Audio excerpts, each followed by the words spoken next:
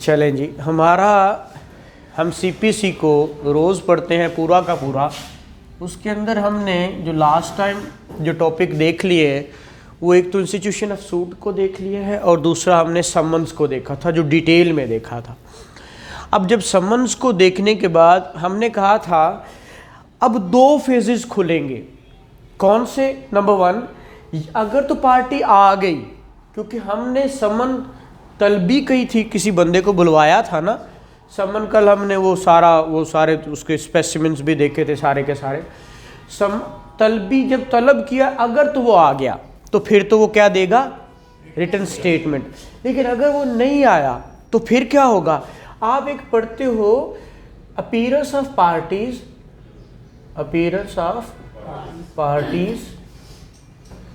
And consequences of non appearance. जी शाबाश। Order 9। अब ये दोनों, या ये फेज खुलेगा या ये खुलेगा, ठीक है। अब दोनों, ये नहीं हो सकता कि दोनों इकट्ठे चल पड़े, ठीक है। अगर तो आ गए तो फिर तो ये है। अब बात ये है कि अगर आ भी गए तो ये हो सकता है। कैसे? बाज़-औक़ात ये होता है कि ये आ गए हैं तो वो आकर डिफॉल्ट कर जाते हैं, ठीक है। कैसे? आपने लफ्ज़ सुना होगा अदम तलबाना या अदम पैरवी, ठीक है। ये खारिज होते हैं। खारिज हो गया अदम तलबाना या खारिज हो गया अदम पैरवी। इन दोनों चीज़ों में सूट डिसमिस हो जाते हैं, ठीक है। इनको कोई लॉ डील करता है। याद रखिएगा, जब ये उस सूरत में जब पार्टी आ गई, प्लेंटिफ है ना, डिफेंडेंट तो भी आया नहीं, तो प्लेंटिफ ही है सिंपल, उसने समन भेजने थे। ऐसे ही समन भेजने के लिए कोई खर्चा जमा करवाना था। मैंने कहा था तलबाना कौन से लॉ के तहत होता है? Section 20 of court fees act. शाबाश।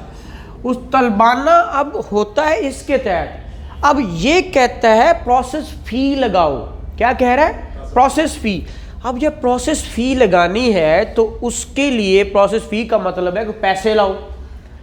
जब आप तलबाना नहीं जमा करवाएंगे तो पैसे नहीं लगेंगे।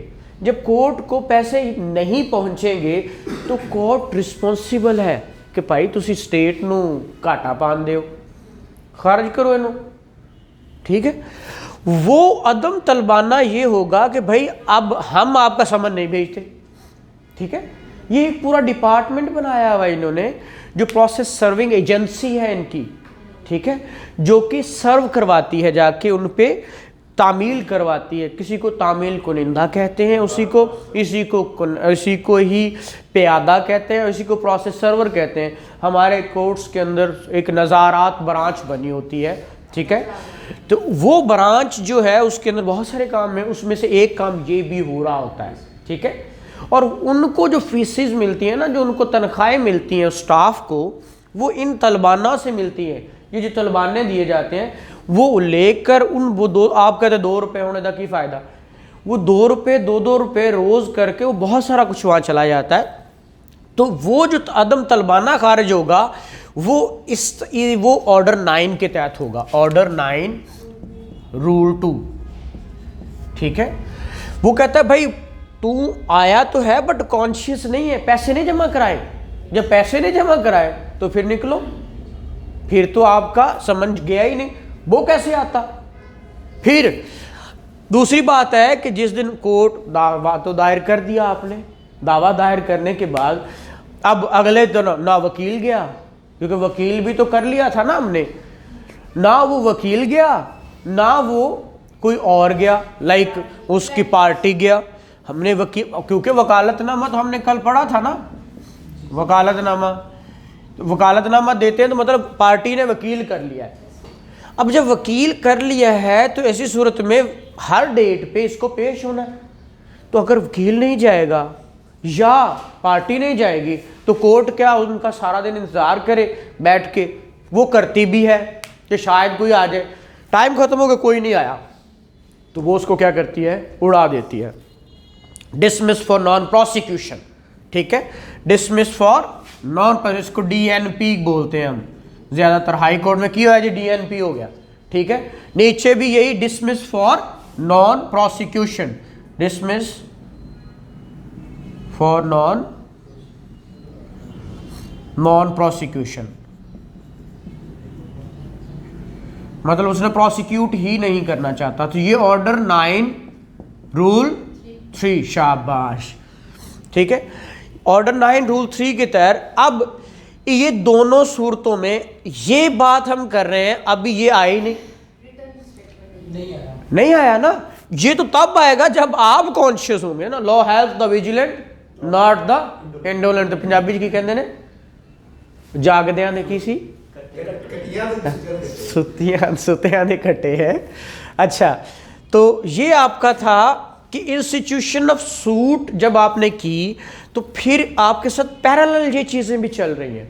ऑर्डर 9 पैरेलल चल रहा है कि अगर आप भी डिफॉल्ट करेंगे, अब ये पार्टीज के लिए है, ये कभी इसमें डिफेंडेंट नहीं लिखा हुआ, पार्टीज दोनों पार्टीज के लिए है। एक आ गया तो ठीक है, दूसरा नहीं आया तो फिर भी रोला है, दूसरा नहीं आया तो वो आगे देखते हैं ना वो क्यों नहीं आया। लेकिन अगर तो जो वो खुद ही नहीं आया जिसने दावा दायर किया था, तो फिर क्या करना है, फिर खारिज हो जाएगा। और वो इनको पार्स कौन सा, इनको अलाउ कौन सा लॉ कर रहा है, ये ऑर्डर 9 ही कर रहा है, लेकिन उसके रूल्स हैं आगे, रूल 2 है या रूल 3 है, जिसको हम डिसमिसल एंड डिफॉल्ट कहते हैं। और ये इसने, अगर आपने डिग्री की डेफिनेशन पढ़ी थी ना, डिग्री की डेफिनेशन और 2 में, ठीक है, ये आपने डिग्री जब पढ़ा था तो उसके अंदर सेक्शन 2 का सब सेक्शन 2 पढ़ा था। इसके अंदर उसने कहा था बाकी सारा कुछ हो सकता है, मतलब 711, 144 और ऑर्डर 21 के साथ वो भी डिक्री है, लेकिन उसने कहा था जो डिसमिसल इन डिफॉल्ट होगा वो डिक्री नहीं होगा, ठीक है। तो वो क्या होगा उसके लिए, अब बात ये है कि आप सिविल जज बनने जा रहे हैं या एडिशनल बनने जा रहे हैं, तो आपको ज़्यादातर वो पूछ लेता है क्या कि यार ऑर्डर 9 रूल 2 में एक दावा खारिज हो गया तो रेमेडी क्या है, ठीक है, वो रेमेडी पूछ लेता है। या आपसे पूछेगा ऑर्डर 9 रूल 3 में कोई दावा खारिज हो गया, ठीक है, अदम पैर भी खारिज हुआ ना, तो फिर आपके पास क्या रेमेडी, क्या रेमेडी मैडम, केड़ी, बहाली की दरखास्त, ठीक है, बहाली की दरखास्त कौन से लॉ के तहत, एक पढ़िया ही नहीं, उत्ते लिखे ही नहीं होता है ना, दरखास्त बहाली या बहाली की दरखास्त देते हैं, या एप्लीकेशन फॉर रेस्टोरेशन, ठीक है, रेस्टोरेशन।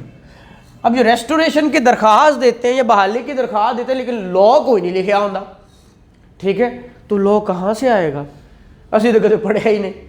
अब लॉ आता है ऑर्डर 9 ऑर्डर 9 रूल 4, ठीक है, ऑर्डर 9 रूल 4 वो कहता है, ऑर्डर 9 रूल 4 वो कहता है दरखास्त दे दो, ठीक है, बहाली की दरखास्त। वो ये फिर कौन देगा बहाली की दरखास्त, जो केस के अंदर प्लेंटिफ था वो दरखास्त देगा, सर सॉरी मेरे को गलती हो गई, मैं आज कोर्ट फीस नाल लाना वा ते ओ जी मेरे घर फलां हो गया सी, कोई ना कोई एक माकूल रीज़न देकर वो क्या करते हैं, एक दरखास्त देते हैं, लेकिन इसके लिए लिमिटेशन है 30 डेज, ठीक है, 30 दिन के अंदर आपने क्या करना है, सर ने पढ़ा दिया मेरा लिमिटेशन, पढ़ लिया ना आप लोगों ने, वो मौल साहब ने पढ़ा दिया हुआ। तो ये क्या है आपकी रेस्टोरेशन की दरखास्त, ये ऑर्डर 9 है। हम ऑर्डर 9 को सिर्फ हम खोलने की कोशिश कर रहे हैं, अभी बे रीडिंग करते हैं हम साथ साथ, निकालने साथ साथ, अगर चलो पहले इसको ओवरव्यू ले लेते हैं, फिर बे रीडिंग पढ़ते हैं, हाँ, क्योंकि किताब फिर कहना हूँ की कर लिए नहीं, तवज्जो पता नहीं ख़राब नहीं होने देंगे।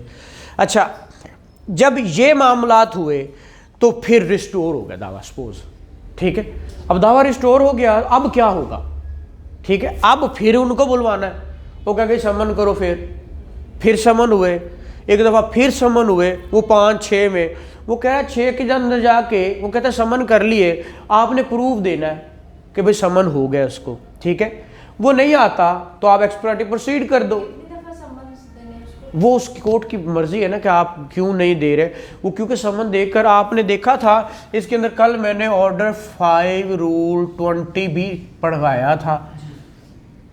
क्या पढ़ाया था ऑर्डर 5 रूल 20? अभी ये रीसेंट पास्ट की बात है, सिर्फ कल की बात है। शाबाश, substitution of substituted service of summons, ये पढ़ा था हमने। उसके अंदर क्या था, वो अखबार इश्तिहार करवाया। पहले सबसे पहले वो चस्पांदगी, affixation of copy on the conspicuous part of the his house, his फलाम, जहाँ वो वर्क फॉर गेन करता है, जहाँ पे रेजिडेंस है, जहाँ भी है वो करवाना है। समन करता है, एक बार करेगा, 2 बार करेगा, उसके बाद वो आक के कहेगा यार मैं दूसरे मोड यूज़ कर लूँ, वो चस्पांदगी की तरफ चला जाता है। हाँ, वो तो कोर्ट की मर्जी है ना, डिस्क्रिशन ऑफ कोर्ट है। वो कह रहा है आप अगर तो ड्यूली सर्व हो गए, वर्ड यूज कर रहा है, ड्यूली सर्व हो गए, आपने प्रूफ दे दिया, तस्दीक कर दी, मुसद्दका इतला आ गई कि उसने सर्व करवा दिया। ये उसको इतला कैसे आती है, वो आके अपनी स्टेटमेंट देता है तामील कुनिंदा, प्रोसेस सर्वर, वो आएगा, वो क्या करेगा, अपनी वो देगा, स्टेटमेंट देगा, अपनी शहादत देगा। वो किस तरह देता है वो भी, अगर high court rules and orders हम पढ़ेंगे वॉल्यूम 1 के अंदर, वॉल्यूम 1 का जो है वो चैप्टर 1 का जो पार्ट है वो आपका इसके अंदर डी है, ठीक है, इसके अंदर समन्स के साथ, ठीक है। तो और जो रिटन स्टेटमेंट उसके साथ ई है, वो हम साथ में, अगर आप साथ कहेंगे फिर कहना सर जी पहले इन्ने पढ़ के थोड़ा नाल हाई कोर्ट भी नाल ही तोड़ रहे हो, ठीक है। तो मैं चाहता हूँ कि चलो आप एक एक करके, मोल साहब आपकी रोज़ 1-2 किताबें पढ़ा जाते हैं ना, तो वो आपको समझ सारा साथ साथ चल रहा है। हाँ जी, हाँ मैं वही कह रहा हूँ ना, मुझे पता है वो सारे माशाल्लाह उनका एक्सपोजर ही इस तरह का, वो सारी चीज़ें आपको वो एक एक दिन में भी बता सकते हैं। हम तो उन्हीं के वो कुछ खाक भी नहीं है जैसे उन्होंने पढ़ाते हैं।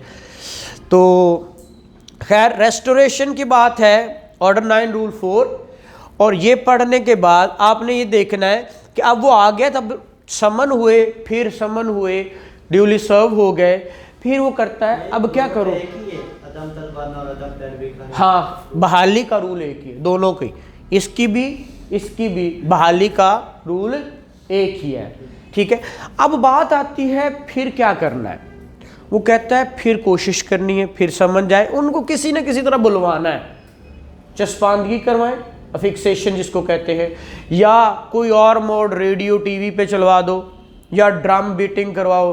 वो कभी देखा होगा, कभी नवी दुकान खुल दी है ना, कभी भला दुध दही दी, तो वो भी टम डमाडम सारा दिन ढोल बज रहा होंगे भाई ना, ढोल फेर ही बज रहा होंगे, ठीक है।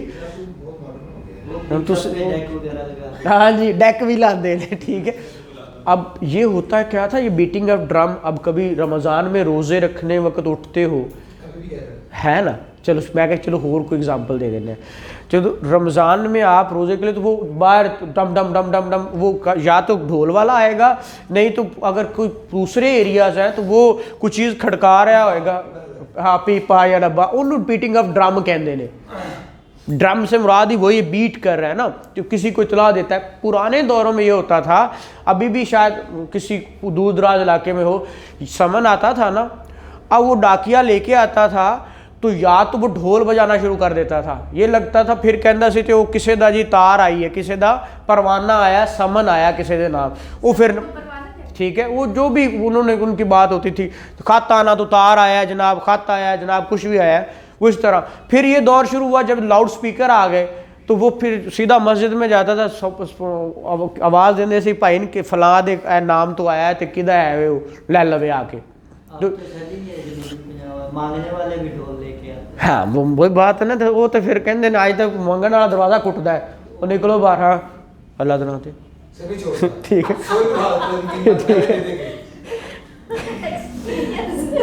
हाँ साफ ज़ाहिर है जी, मैं भी ਤੁਹਾਡੇ ਨਾਲ ही रहना वा, ठीक है। तो वो ना नाम बहुत अच्छी बोल रहा था बैठ, तो मैंने कहा इसको आवाज दो, मैंने कहा तुम यहाँ बाहर बैठ के ना नाते पढ़ो, तो फिर मैं तुझे हाँ ठीक है, उन्हें कहना देना दे बीबी, नहीं तो साइड थे, मैं आगे जा मांग ला। अच्छा खैर बात ये चल रही है कि आपने ये जो मॉड्स यूज़ करने, सारे मॉड यूज़ करने के बाद एंड पे वो अखबार इश्तिहार कर देता है, ठीक है। अखबार इश्तिहार करने के बाद वो एक्स पार्टी की तरफ जाता है। अब एक्स पार्टी, अब ये आप ऑर्डर 9, रूल 5, 6, 7, 8 ये सारे पढ़ेंगे तो इसके अंदर ये समन करो, फिर वो आ जाए तो एक्स पार्टी परसुइड भी कर सकते हो, नहीं भी कर सकते हो। लेकिन अगर तो कोई ऑर्डर करना है एक्स पार्टी, ये ऑर्डर एक होता है एक्स पार्टी ऑर्डर, और एक होता है x party proceeding, x party proceeding. कुछ ऑर्डर भी तो हो सकता है ना एक्स पार्टी कर दो, ठीक है, उन्होंने सुने ही नहीं, ठीक है, उसे कहो जी उन्हें चुक ले आओ उसको, या उसके खिलाफ ले ये जी गिरफ्तारी का ऑर्डर हो गया, वो तो वारंट शायद उसी वो करते हैं। जैसे हमने कल 32 में पढ़ा था, जो जब हम पढ़ रहे थे मैंने कहा यहाँ पे 27 से 32 तक है, जो 30 वाले मॉड्स यूज़ नहीं करता, 30 वाले में वो नहीं आते, इंटेरोगेटरीज है या डिस्कवरीज है या कोई भी है, तो उनको 32 के तहत पहला मॉड ये होता है कि आप उसके क्या करें, वारंट इशू कर दें, उसके प्रॉपर्टी सेल कर दें, उसको जुर्माना कर दें, या उसको जब तक नहीं देता आप प्रिजन में रखें। ये हम कल जो सारी चीज़ें देखी थी उसके अंदर हम ये देख रहे हैं कि ये एक्स पार्टी ऑर्डर भी हो सकते हैं। एक्स पार्टी ऑर्डर के लिए ये यहाँ पे होते हैं सारे, किसी भी तरह हो सकता है। अब एक्स पार्टी ऑर्डर के खिलाफ आपने जाना, उसको रिस्टोर करवाना हो, एक्स पार्टी जो ऑर्डर हुआ वो कौन सा लॉ है? ऑर्डर 6 में भी है, ऑर्डर 9 रूल 6, और ऑर्डर 9 रूल 9 में है। ऑर्डर 9 रूल 6 एंड 9, ठीक है। ये है setting aside x party, setting aside x party order, उसको सेट असाइड करवाना है, खत्म करवाना है, तो ये ऑर्डर होगा, ठीक है। और ये हर एक और 30 दिन ही है, ठीक है बेटा। इसको देखिएगा, अजान हो जाए फिर करते हैं कि एक्स पार्टी ऑर्डर्स जो भी होंगे उनको सेट असाइड करवाना है। अब देखिए एक ऑर्डर हो गया मेरे खिलाफ, अब मैंने उस ऑर्डर को, या तो वो मेरे साथ एग्जीक्यूट हो जाएगा मेरे पास, ठीक है, एग्जीक्यूट हो गया तो मुझे कोई नुकसान हो सकता है, लेकिन मैं चाहता हूँ नहीं वो सेट असाइड हो जाए, वो ख़त्म हो जाए, तो फिर मुझे एक दरख्वास्त देनी पड़ेगी, रेस्टोरेशन ऑफ किसी एक्स पार्टी, वो setting aside x party proceedings या ऑर्डर्स, जो प्रोसीडिंग चली। अब प्रोसीडिंग में वारंट्स भी आते हैं, वर्ड प्रोसीडिंग। अब मैंने कहा 2 वर्ड होते हैं, एक होता है सूट और एक होता है प्रोसीडिंग। ये याद कर लें आप सारे, जो सूट है हमेशा दावों के लिए इस्तेमाल होता है वर्ड, और ये प्रोसीडिंग है ये सिविल में हमेशा आपका सूट्स वर्ड यूज़ होता है। लेकिन अगर क्रिमिनल की बात करेंगे तो फिर आपका वर्ड क्या यूज़ होगा? प्रोसीडिंग। इवन दो कानून शहादत पढ़ते हो वो आपका सिविल पे भी लागू होता है और क्रिमिनल पे भी होता है, तो वहाँ पे वो कहता है सूट्स आर प्रोसीडिंग्स। वर्ड वो सूट्स जब भी होते हैं वो दावाजात सिविल में सूट्स वर्ड यूज़ होता है, और प्रोसीडिंग्स आपके क्रिमिनल में यूज़ होता है, ठीक है। अगर आपके खिलाफ कोई एक्स पार्टी प्रोसीडिंग्स हो गई, ठीक है, वारंट इशू हो गया, मेरी गैर मौजूदगी में वारंट इशू हो गया, मैं कहता हूँ वारंट कैसे इशू हो गया, मैं तो आया था, ठीक है, या मैं हाजिरी लगवा गया था, या फलां जो भी मैंने पे करना था वो मैंने कर दिया था, मेरा वारंट क्यों इशू हो गया? मैं फ़ौरन से पहले जाके पहले वारंट को सेट असाइड करवाऊंगा, उस ऑर्डर को ख़त्म करवाऊंगा, उसकी दरखास्त मैं दूंगा। ऑर्डर 9 रूल 6 एंड 9 के अंदर लिखा हुआ है, ठीक है। फिर अगली बात अब है कि दावा ही मेरे खिलाफ डिग्री हो जाए।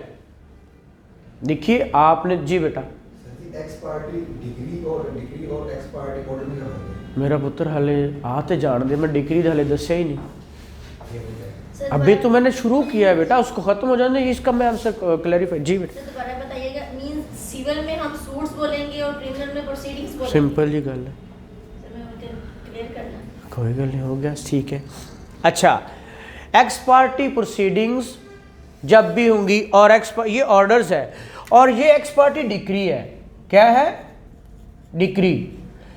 एक एक्स पार्टी ऑर्डर को प्रोसीडिंग्स भी कहते हैं और एक्स पार्टी डिक्री। एक डिक्री एक्स पार्टी हो जाती है, क्या हो जाती है? डिक्री हो जाती है। अब डिक्री की देखिए, प्रोसीडिंग की और डिक्री की बड़ी वैल्यू है। ये तो फिर आपने वही सवाल पूछा कि ऑर्डर और डिक्री में क्या फर्क है, वही पूछ रहे हैं ना।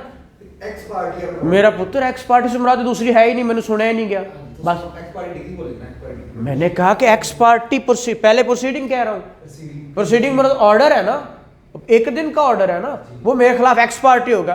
प्रोसीडिंग खत्म हो जाती सारी तो फिर वो डिक्री हो जाता है ना, वो डिक्री नहीं हुआ, यहाँ पे डिक्री हो जाएगा। ठीक है, अगर वो डिक्री हुआ, वो आगे आप 10, 11, 12 पढ़ेंगे। ठीक है, इसी का ही 9 का 10, 11, 12, तो उनकी बेस पर वो क्या करता है? डिग्री कर देता है। क्या करता है? एक्स पार्टी डिग्री कर देता है। अब मुझे एक्स पार्टी डिग्री को भी खत्म करवाना है, एक्स पार्टी डिग्री को खत्म करवाना है, तो उसके लिए क्या रेमेडी है? शाबाश, जेडे पुराने माशाल्लाह स्टूडेंट ने पिछले 4-5 दिन तो आ रहे हैं, उन्होंने तो पता होना चाहिए एक्स पार्टी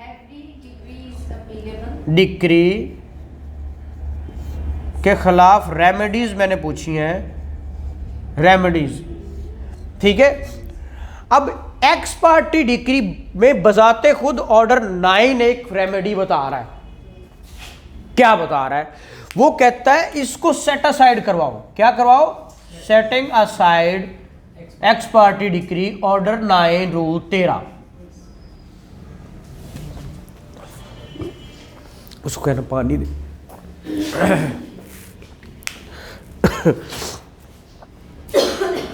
ऑर्डर 9 रूल 13 में वो क्या करता है? एक्स पार्टी सेटिंग असाइड की एक दरख्वास्त दी जाती है। एक मिनट,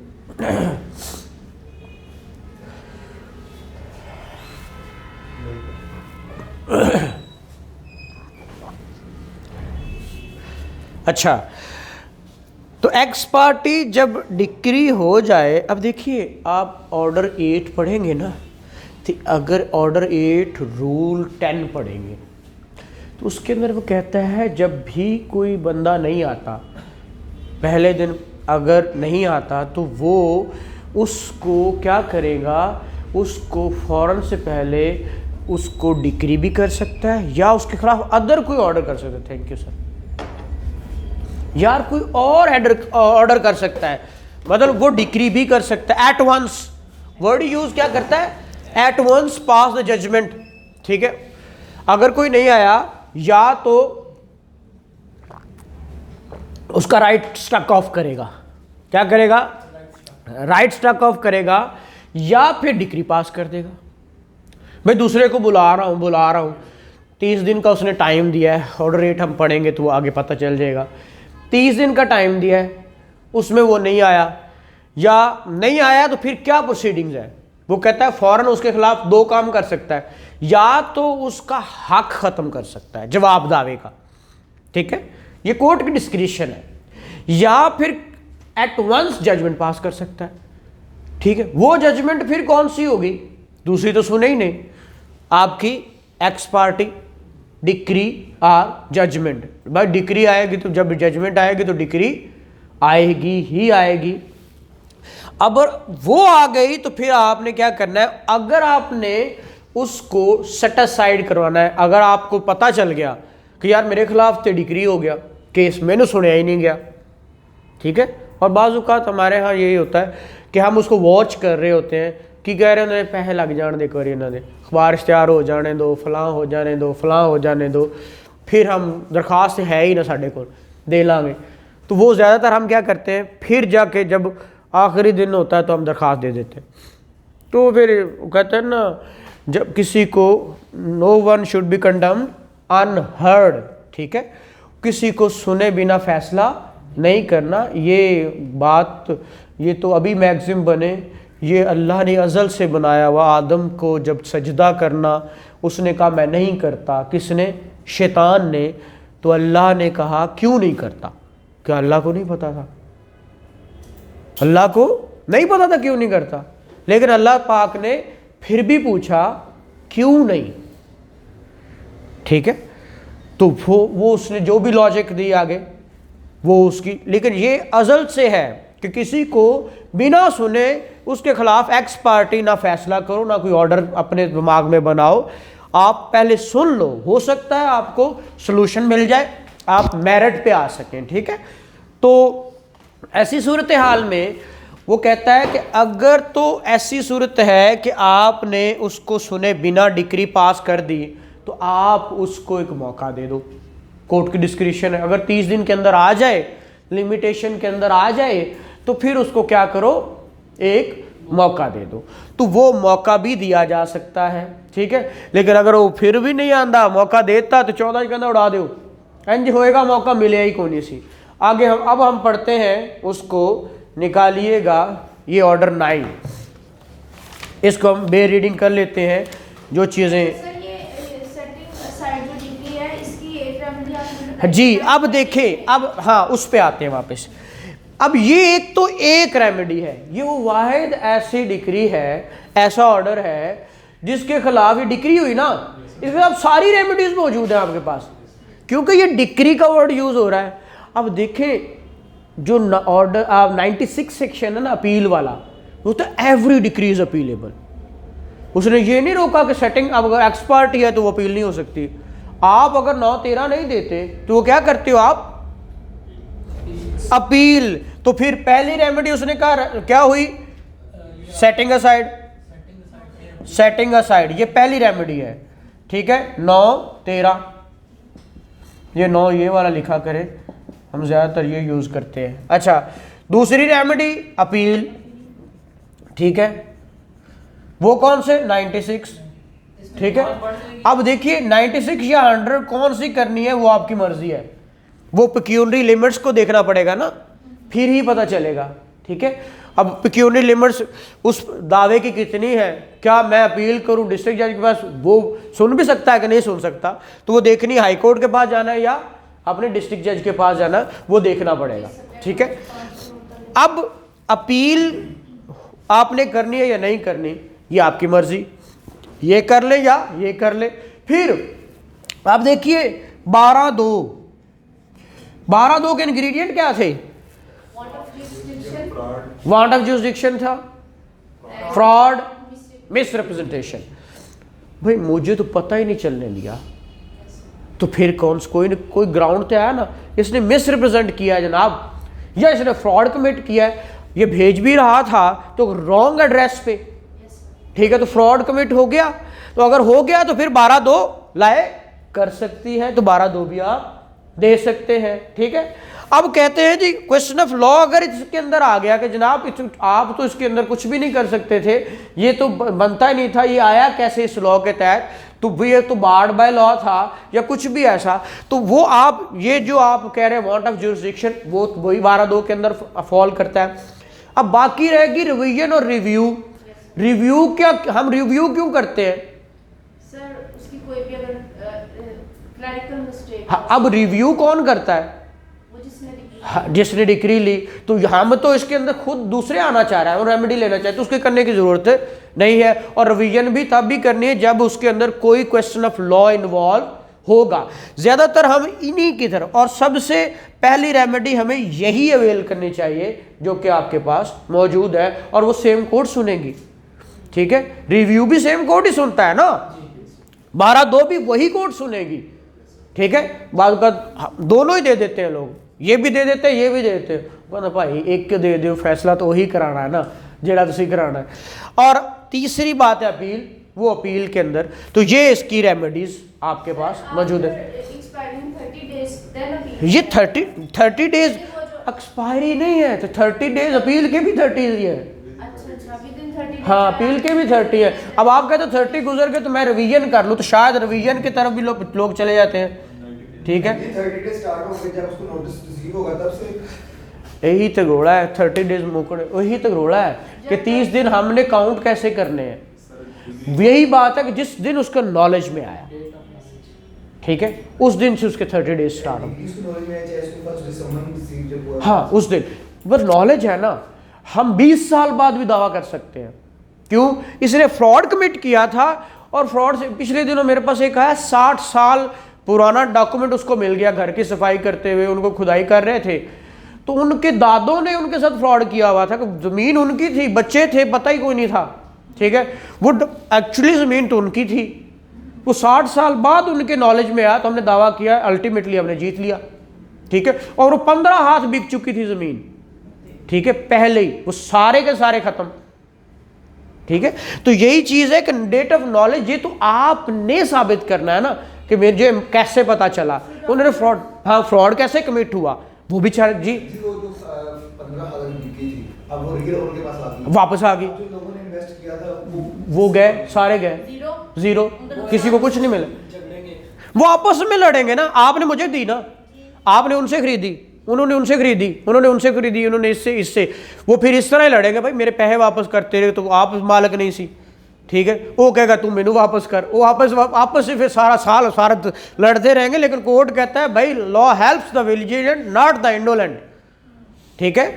और मुश्तरी होशियार बात सुना वर्ड, कैविएट एम्प्टर कहते हैं जिसको, वो यही है कि खरीदने से पहले ये पता कर लो कि एक किदी है, ठीक है। वो तो नहीं पता सी, वो कहते तो मैनू भी नहीं पता सी, बोनाफाइड, जितने बोनाफाइड उनको तो कॉम्पनसेशन मिलेगी ना, वो ही देगा ना, वो देगा, मैं तो नहीं दूंगा, मेरे साथ तो फ्रॉड कमिट हुआ है, ठीक है, तो मैं सारों को पार्टीज बना दूंगा। वो अभी एक NLC का एक केस चल रहा है, वो चल रहा है कोई 90 समथिंग से चल रहा है, ठीक है। तो वो बिकते बिकते बिकते फिर ऑक्शंस होती रही, उसकी ऑक्शंस होके बैंकों ने खरीदी, फिर आगे किसने किसी को खरीदी, फिर NLC के पास चलेगी, वो जैसा चेन है। अब वो सारे ही नॉकआउट हो रहे हैं, सारे के सारे, लेकिन जितने बोनाफाइड परचेजर हैं उनको तो कुछ ना कुछ मिल ही जाएगा किसी ना किसी से। लेकिन एक बंदा जानते हुए, अब उसको पता लग गया कितनी लिटिगेशन है, अब भी खरीद रहा है, उसको कुछ नहीं मिलना।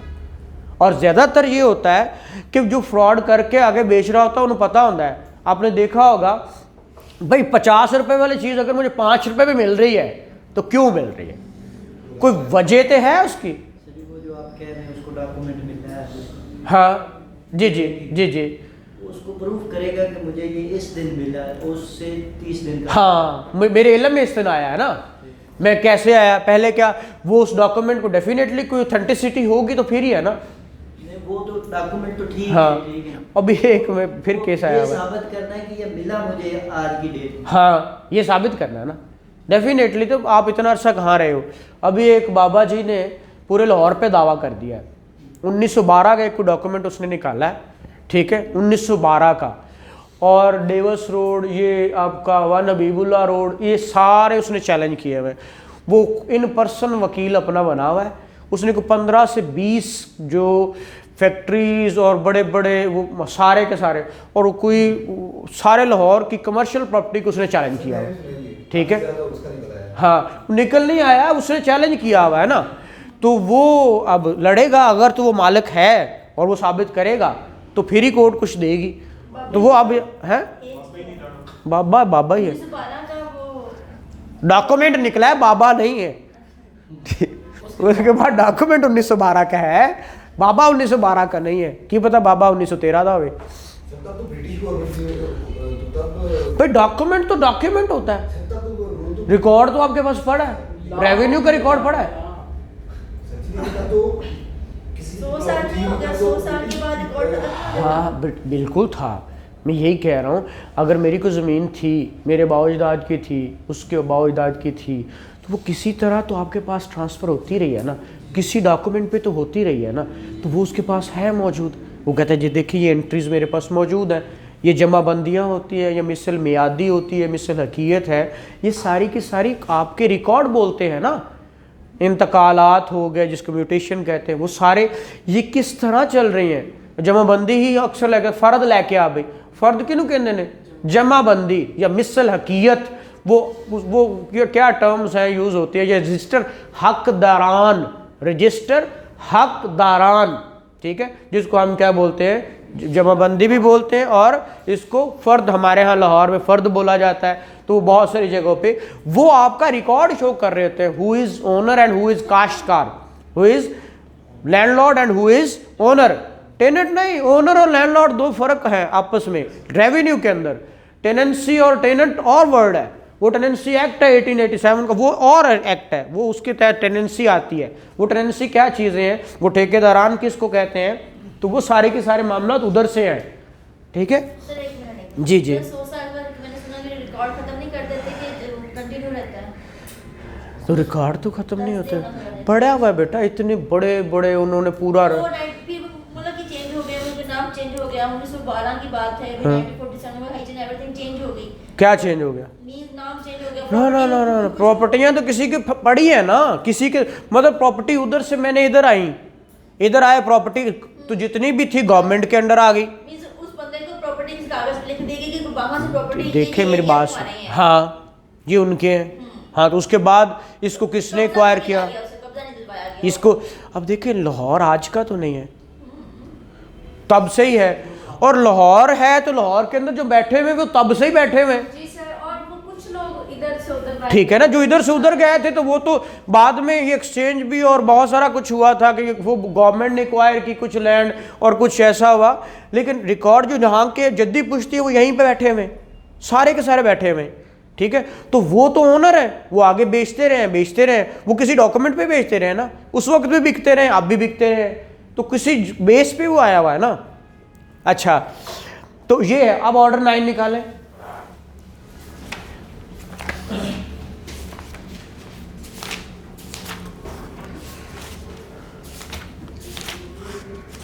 Appearance of parties and consequences of non-appearance. Party to appear on day fixed in summon for defendant to appear and answer. ये जो ऑर्डर 9 रूल 1 है उसमें ये लिखा होता है, कल आपको समन दिखाया था कि इस दिन आओ, असालतन या वकालतन आओ, ठीक है, इतने बजकर इतने मिनट पे वहाँ पहुँचो, वो लिखा होता है। ठीक है, on the day fixed in the summon for the defendant to appear and answer, the parties shall be in attendance at the courthouse in person or by their respective pleaders, and the suit shall then be heard unless the hearing is adjourned to a future date fixed by the court. ठीक है, फिर अगली बात, dismissal of suit where summon not served in consequences of plaintiff's failure to pay cost. वो मैंने अभी बताया था आपको।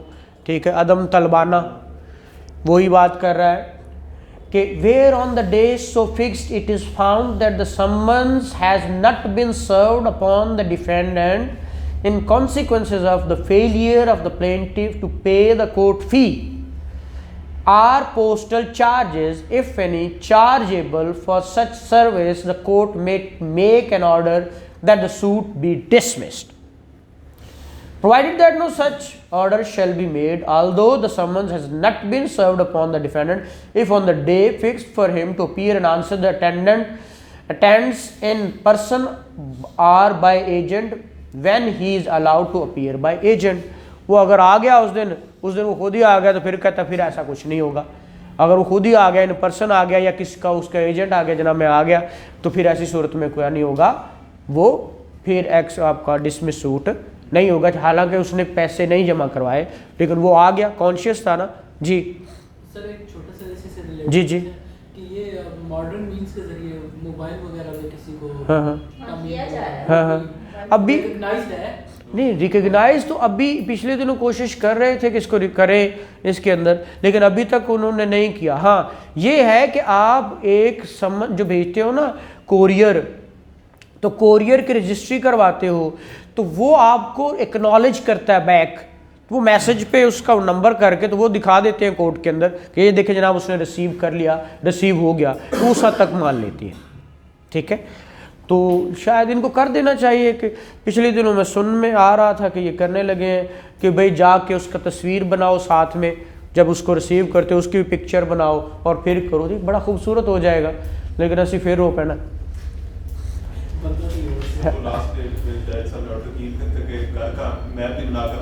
हाँ भाई, पुलिस वाला मैप कैसे बनाता है पता है आपको?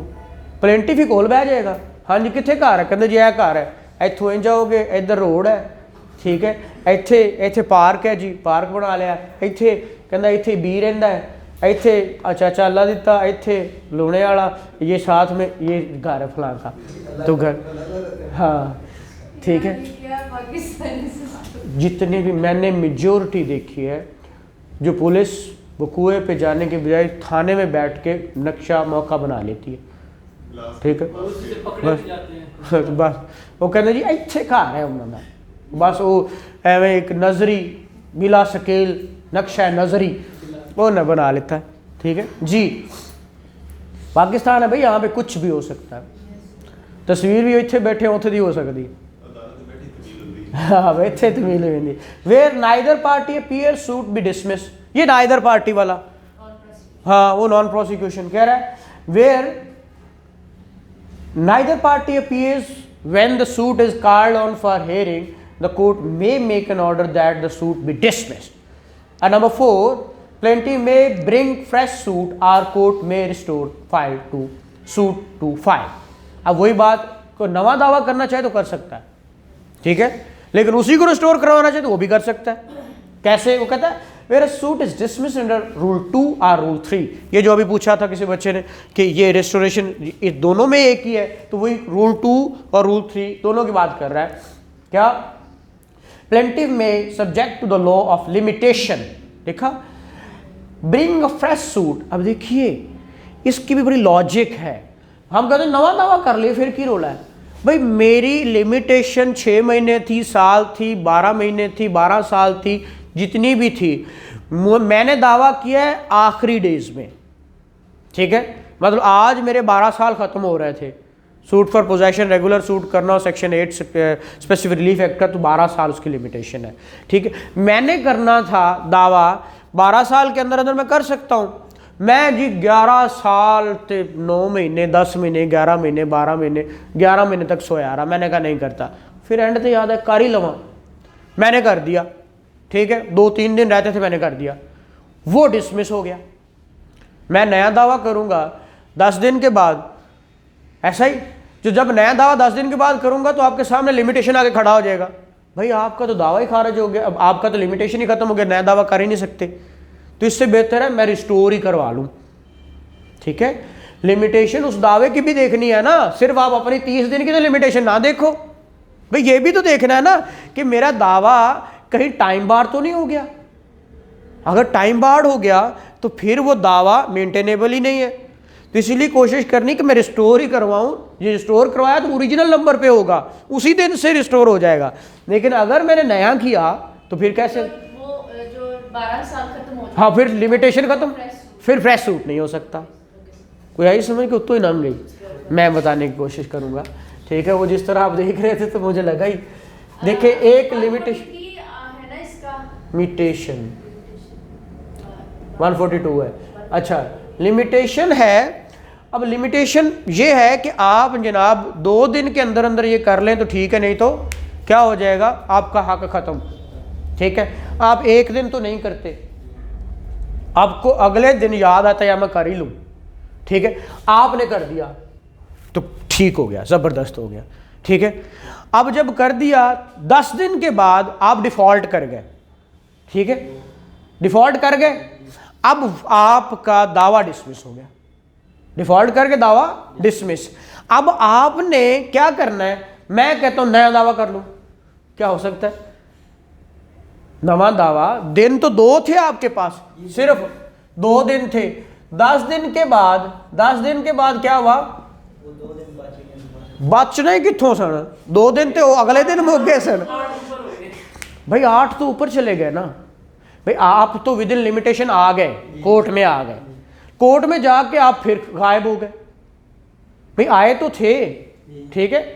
वो कहता सी मैं कबूतर, वो कहता जी पहले चिट्ठियां भेजते सन ना, कहता जी हाँ जी वो मेरा खत नहीं पहुंचा, उन्होंने कहा नहीं मेरा कबूतर भी नहीं आया, पहले कबूतरों के जरिए खतों किताबत होती थी ना, कहते कबूतर तो आया सी पर खत नहीं ले आया, और मैं मिस कॉल मारी सी, ठीक है। तो उस दौर च भी तो तुसी वो करते हो ना कि तुसी गए सी लेकिन दोबारा जाके फिर गायब हो गए, फिर जाके मुंह खाया ही नहीं, ठीक है। वो आपको बुलाता रहा लेकिन आप नहीं गए, तो फिर आपके साथ क्या सलूक होगा? उन्होंने कहा विजिलेंट ही नहीं, इसका दावा खारिज हो गया। अब आपके पास कुछ बचा? वाकई आपके पास टाइम है दावा दायर करने का नया, क्योंकि एक दिन था, एक दिन में आपने कर लिया तो आपका टाइम खत्म भी हो गया, लेकिन आप आ भी गए, आ भी गया, टाइम भी खत्म हो गया। अब फिर आप गायब हो गए, अब आपका टाइम फ्रेश तो नहीं मिला, फ्रेश नहीं मिला ना। ये फ्रेश मिलता तो फिर तो आपके पास बड़ा टाइम था, 2 दिन शायद और मिल जाते, लेकिन अब तो टाइम खत्म हो गया। अब आपके पास इसकी रेमेडी जरूर, दावे की रेमेडी जरूर है कि जो आपका अब एक्ट किया है ना कोर्ट ने, आपका दावा खारिज कर दिया है, उस वक्त आपको नई रेमेडी दे रहा है कि आप 30 दिन के अंदर आके इसको रिस्टोर करवा सकते हैं। लेकिन अगर आप कहें कि मैं नया दावा कर लूं, तो नया दावा तो फिर वो लिमिटेशन से स्टार्ट होगा ना। नए दावे की तो वो 2 दिन थी, 2 दिन हो गए, ऐसे ही ना। जो अगर 2 दिन होते तो मेरे पास अगर 20 दिन होते, 8 दिन बाद खत्म हो गए, तो मैं कहता दफा करो, रिस्टोर करवाते हैं, मैं नया दावा कर देता हूँ, ठीक है ना। और जैसे ज़्यादातर करते हैं, डिसमिस हो जाता है रेजोल्यूशन का या किसी का, वो नया कर देते हैं, क्योंकि उसके अंदर रोला ही कोई नहीं। वो 4 साल फिर वस दी है, फिर कहती हूँ मैं फिर इन दसनी है, फिर खुला ला देती है, वो फिर उन्हें को 2 लाख ले लेंदी है, तो 2 महीने फिर रही, तो फिर एक रेजोल्यूशन लाती। वो मैंने देखे हैं 4-5 ऐसे दावे ना, तो वो ऐसा भी होता है। अच्छा आगे चलते हैं, यहाँ पे लिमिटेशन का ख्याल ज़रूर रखना है, ठीक है। फ्रेश सूट कर सकते हैं, मना नहीं है, लेकिन ये भी तो देखें लिमिटेशन भी है कि नहीं। अगर नहीं है तो फिर रिस्टोर ही कराओ, यही तो फायदे की गल है।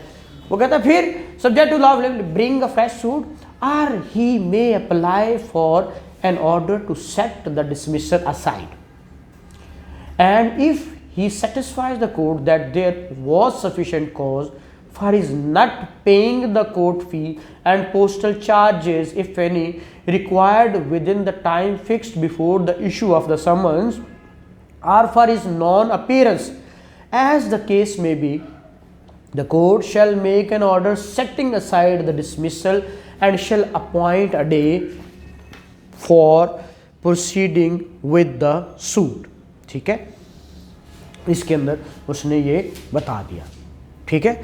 उसने कहा फिर अगर वो कहता है यार मैं इसलिए नहीं आया था, मेरे को पैसे कोई नहीं समझ, या मेरे कोई फौतगी हो गई या कुछ भी देखता है, वो जैसे सेक्शन 5 लिमिटेशन नीचे कह रहा है ना, provisions of section 5 of limitation act 1908 shall apply to application under sub rule 1। वो सफिशेंट काज, सेक्शन 5 लिमिटेशन पढ़ लिया। सफिशेंट कॉज क्या होता है, कहता है हर शख्स के लिए सफिशेंट कॉज अलग से होता है।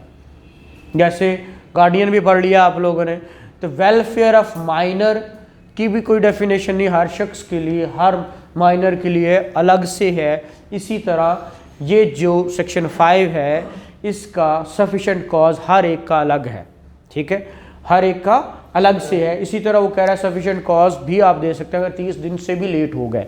सपोज सेक्शन 5 है मिन्नत, सेक्शन 5 को मिन्नत कहते हैं, तरला करना, मान जाए कोर्ट था, हाँ तोसी म्याद वो तोसी म्याद तो म्याद तो हो मेरे पास, तो तोसी करनी है ना।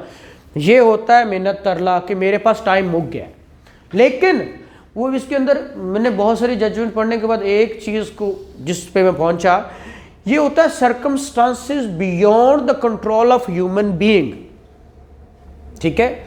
ऐसे सर्कमस्टांसेस जिस पे मेरा कोई कंट्रोल ना हो, उसकी वजह से अगर आपका ऐसा कोई मामला है तो कोर्ट उसको मान लेती है, ठीक है। मतलब बहुत सवेर बीमार हो गया, ठीक है, अब उस पर मेरा तो कोई उसके अमल दखल नहीं ना। फिर इसी तरह जलजला आ गया, कोई तूफान आ गया या कुछ भी हो गया, तो वो तो टाइम मिल जाता है आपको। जो कोरोना है ना, कोर्स बंद हो गई तो डे क्लोज था ना, ऑफिस क्लोज है, वो सेक्शन 4 आपको दे देता है। हाँ फिर तो नहीं रुकता, वो सेक्शन 9 आपको कह देता है, ठीक है, वो नहीं रुकेगा, ठीक है, क्योंकि एक दफ़ा शुरू हो गया। लेकिन उसकी भी सर्कमस्टांसेस हैं कि वो कहाँ पे रुक सकता है। अगर अगला आके कह दे सर मैंने टाइम दे दो ना, ठीक है, तो फिर वो रुक जाता है, कहता है जिन्हें दिन मैं दे देना वो एक, लेकिन पहले आना पड़ेगा, वो एक्नॉलेज कर लेगा तो वो फिर हो जाएगा। लेकिन वो इसलिए सवाल 9 पे भी बड़ा आता होता है सवाल जो लिमिटेशन एक्ट का है। अच्छा आगे जी क्या बात हो रही थी, अच्छा ठीक है। Dismissal of suit where plaintiff after summon return unserved fails for 3 months to apply for fresh summon, ठीक है। where after summon has been issued to the defendant or to one of several defendants and return unserved, the plaintiff fails for a period. आप पढ़िएगा इसको जी, आपको बहुत नींद आ रही, शाबाश। Dismissal of suit where plaintiff after summons returned unserved. हाँ Fails for 3 months Huh? to apply for fresh summons where after summons has been issued to the defendant हाँ or to one of several defendants हाँ and returned unserved. शाबाश। The plaintiff fails for a period of 3 months from the date of the return made by the court by the officer ordinary certifying to the court returns made by the court by the officer ordinary certifying to the court returns made by the serving officers to apply for the issue of a fresh summons. The court shall make an order that the suit be dismissed as against such defendant unless the plaintiff has within the set period satisfied the court that he has वो कह रहा है कि अगर उसको समन कर रहा है, बार बार समन कर रहा है, तो प्लेंटिफ को आके वो कह देता है कि जी अनसर्व, वो मिल ही नहीं रहे, सर्व नहीं होगा, तो उन जितनों की नहीं हो रहा उनकी हद तक वो क्या कर सकता है, डिसमिस कर सकता है। ठीक है।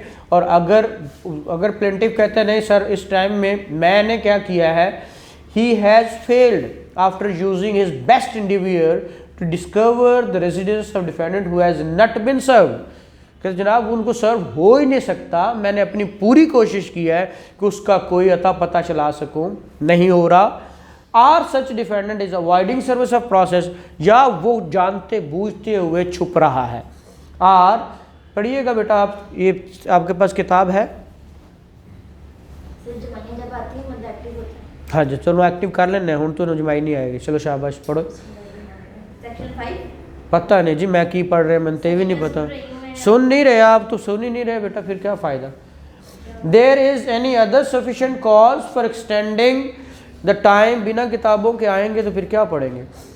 There is any other sufficient cause for extending the time in which case the court may extend the time for making such application for such period as things fit. वो कह सकता है कि भाई मुझे टाइम दे मैं और करवाता हूँ, तो वो कह सकता है। ये सारे सिनेरियोज हैं, ये 5 से सारे पढ़ लीजिए। 6 पढ़ते हैं। Procedure when only plaintiff appears, where the plaintiff appears and defendant does not appear when the suit is called for hearing, then एक आया दूसरा नहीं आया। फिर क्या होगा, when summon duly served, जो वर्ड मैंने बोला था वो 6 में क्या होगा, if it is proved that the summon was duly served, the court may proceed ex parte and pass decree without recording evidence, evidence लेने के बिना भी वो डिक्री पास कर सकता है। ठीक है। फिर when summons not duly served, if it is not proved that the summons was duly served, the court shall direct send second summons to be issued and served on the defendant। कहते नहीं भाई उथे पहुंचे तो फिर दोबारा कर दो। when summons served but not in due time, पहुंचे सी लेकिन जनाब अब इतना टाइम नहीं, तारीख के बाद नहीं, मतलब कि आज पहुंचा है समन और कल है उसकी डेट, और कल तक वो पेशावर से या कहीं दूर से आ ही नहीं सकता। फिर कहता है if it is proved that the summon was served on the defendant but not in sufficient time to enable him to appear and answer on the day fixed in the summons, the court shall postpone the hearing of the suit to a future date to be fixed by court and shall direct notice of such date to be given to the defendant। कहते जनाब वो आके answer नहीं कर सकता, इतना short time था, इसलिए मैं इसको, क्योंकि हो गया लेकिन टाइम बहुत छोड़ा था, मैं समझता हूँ कि टाइम थोड़ा था क्योंकि वहाँ यहाँ आ नहीं सकता, कराची से आने में भी देर लगती है, दौर पुराना था 1908 है, तो ऐसी चीज़ों में उन्होंने क्या किया है, इसको वो कह रहे हैं कि चलो इसको टाइम और दे दो। फिर where it is owing to the plaintiff default that the summon was not duly served और was not served in sufficient time, the court shall order the plaintiff to pay the cost occasioned by the postponement. उनको cost भी कर सकता है कि आपने with in time, अब अक्सर देखा होगा कहते हैं जी क्या करो, deposit the process fee with in 2 days, with in 3 days, पहले 3 days होंगे ना, असी आखिरी 3 च कराने या आखिरी दिन जा कराने, ठीक है ना, तलबाना जमा कराते ना आखिरी दिन, ठीक है। उसमें जब भी आप ऑर्डर देखते हो पहले 2 या 3 days लिखा होता है, ठीक है, लेकिन हम नहीं करवाते, वो अलग बात है। जी जी कुछ ऐसे भी होते हैं कि वो दे देते हैं। हाँ तुम दस्तयाबी पता की हाँ, तो वो फिर तो पता चेंज करो उसका। वो नहीं किसी के अननोन्स हैं वेयर अबाउट्स। हाँ, तो फिर इसीलिए वो दूसरे मॉड्स यूज़ करने पड़ते हैं ना उनको, ठीक है। अखबार इश्तिहार अखबार इश्तिहार करवा दो, न्यूज़पेपर वाला वो वो, सेटिस्फेक्शन हो जाती है। हाँ कोर्ट, तो फिर वो एक्स पार्टी प्रोसीड करते हैं ना, अदरवाइज तो नहीं करते। अच्छा, फिर where procedure where defendant appear on the day of adjourn hearing and assign good cause for previous non appearance, ठीक है। अब where the court has adjourned the hearing of the suit ex parte and the defendant at or before such hearing appear and assign good cause for his previous non-appearance, he may upon such terms as the court direct to cost or otherwise be heard in answer to the suit as if he had appeared on the day fixed for the appearance। वो आके कहता है adjourn hearing हो गई, ex parte हो गया था। अब मैंने उस दिन वर्ड बोला था adjourn hearing और फर्स्ट हेयरिंग, ठीक है। एडजर्न हेयरिंग वो होती है जब आप एविडेंस पे चले जाते हो, एविडेंस होने लगी, वो आगे एक्स पार्टी प्रोसीड कर दिया, एविडेंस होने लगी, वो आ गया, कहते जनाब मेहरबानी करो मैंने तो पता ही नहीं चला, तो फिर वो उसको ऐसे ही सुना जाएगा, ऐसे ही कि जैसे कि वो पहले दिन ही आ गया था, ठीक है, जो वो बात कर रहा है। फिर procedure where defendant only appears, where the defendant appears and the plaintiff does not appear. When the suit is called on for hearing, the court shall make an order that suit be dismissed unless the defendant admits the claim or part thereof, in which case the court shall pass a decree against the defendant upon such admission, and where part only of the claim has been admitted shall dismiss the suit so far as it is related to remainder। वही बात कर रहा है ना कि अगर defendant आके मान ले, पागल है मान ले, वो यहाँ पे कह रहा है कि अगर डिफेंडेंट आके मान ले, प्लेंटिफ नहीं आया लेकिन डिफेंडेंट कहता हाँ यार मैं देने ने पैसे या वो ज़मीन देनी है, ठीक है, तो फिर तो प्लेंटिफ के हक में फैसला कर सकता है। जो अगर वो कहे ना ना सर नहीं, तो फिर वो डिसमिस कर देगा उसका दावा। यही बात है वो 8 में जो कह रहा है, decree against plaintiff by default bar fresh suit, ठीक है। No, where a suit is wholly और partly dismissed under rule 8 the plaintiff shall be precluded from bringing a fresh suit. नया दावा नहीं कर सकता, पीछे खारिज हो गया था ना वो जो ऑर्डर हो गया उसकी गैर मौजूदगी में। Fresh suit in respect of the same cause, but he may apply for an order to set aside dismissal aside. वो ऑर्डर 9 मैंने कहा, ऑर्डर 9 का रूल 9 वो लिखा हुआ, ठीक है। And if he satisfy the court that there was sufficient cause for non appearance when the part suit was called on for hearing, the court shall make an order setting aside the dismissal upon such terms as to cost or otherwise, and if things fit, and shall appoint a day for proceeding with the suit। फिर वो उसको proceed करेगा dismiss करके, फिर वो कहेगा ठीक है प्रोसीडिंग में तुम शामिल हो जाओ। No order shall be made until unless notice of application as served on the opposite party. Notice तो करने पड़ते हैं, जब भी कोई दरखास्त आती है ऐसे ही डिसाइड नहीं हो जाती। अगर सेटिंग असाइड की भी दरखास्त आएगी तो पहले प्लेंटिफ को नोटिस जाएंगे, ये जिसने की, अगर एक डिफेंडेंट आया तो बाकियों को भी जाएंगे, बाकी डिफेंडेंट्स को और बाकी हद तक उनको भी, सारों को, 3-4 डिफेंडेंट मौजूद है या 10 प्लेंटिफ है तो सारों को नोटिस जाएंगे। फिर सेक्शन 5 यहाँ पे वो होगा। फिर प्रोवाइडेड दैट, ये लाहौर हाई कोर्ट की अमेंडमेंट ये थी, provided that the plaintiff shall not be precluded from bringing another suit for redemption of mortgage along with the former suit may have been dismissed for default। वो कहता है अगर redemption का, मैंने बताया था रिडेम्पशन क्या होता है और फोरक्लोजर क्या होता है, ये मॉर्टगेज की सूरतों में अगर जो उसको उसका हक ख़त्म करवाना है या मैंने लेना है, वो मैंने करवाया था, फक्र रहन कहते हैं उसको। अच्छा, आगे 10 procedure in case of non appearance of 1 or more of several plaintiffs where there are more plaintiffs than one। ये सिर्फ उसको वो इंटेंसिटी बढ़ाता जा रहा है और कुछ नहीं है, एक आया, 2 नहीं आया, 2 आया, 3 नहीं आया, सारा प्रोसीजर एक ही है। Setting aside x party decree, ये सेटिंग डिक्रीज एक्स पार्टी, ये 13 setting aside decrease x party against defendant in case, वो 9-13 मैंने लिखा, ठीक है। डिफेंडेंट के खिलाफ किसी तरह भी 12 में हुआ, नॉन अटेंडेंस की वजह से हुआ, या उसके नॉन अटेंडेंस एक या 2 नहीं आया, किसी एक की हद तक हो गया, या उसमें कुछ भी हो गया, किसी भी रीज़न से डिक्री पास हो गई, फिर उसको सेट असाइड कैसे कराना है। कहता है in any case in which a decree is pass x party against a defendant, he may apply to the court by which the decree was passed for an order to set it aside, and if he satisfy the court that the summons was not duly served or that he was prevented by any sufficient cause from appearing when the suit was called on for hearing, the court shall make an order setting aside the decree as against him upon such terms as to cost payment into court or otherwise as things fit, and shall appoint a day for वगैरह उसको करके उसको कहता भाई तुम्हारे इस default की वजह से कर तो मैं रहा हूँ, लेकिन तुम्हें इतना जुर्माना करता हूँ, इस जुर्माने के साथ मैं ये एक्सेप्ट करता हूँ तुम्हारी दरख्वास्त, तो कोर्ट कर सकती है। फिर provide that where decree is of such a nature that it can not be set aside as against such defendant only, सिर्फ एक के खिलाफ सेट असाइड नहीं हो सकती, सारों के खिलाफ सेट असाइड होगी, तो फिर क्या करेगा, it may be set aside against all और any of other defendants also. ठीक है, फिर provided further that no decree passed ex parte shall be set aside merely on the ground any irregularity in the service of summon if the court is satisfied for reason to be recorded that the defendant had knowledge of the date of hearing in sufficient time to appear on the date and answer the claim। वो कह रहा है सिर्फ इस reason पे भी जनाब पता तो सी लेकिन इहदे च ऐ रोड़ा सी, लेकिन पता तो चल गया ना कोर्ट है तो आप चले जाओ। कहता अगर ऐसी बात है तो फिर सेट असाइड नहीं होगी। ठीक है, अगर पहले ही उसके नॉलेज में है तो फिर वो सेटिंग असाइड के आके दरख्वास्त दे रहा है, वो भी after x party proceeding decree होने के बाद, तो फिर उसकी बात नहीं माननी। फिर ये NWFP अमेंडमेंट है, ये सिंध अमेंडमेंट है। आगे 14 no decree to be set aside without notice to opposite party, ये हमने पहले पढ़ लिया।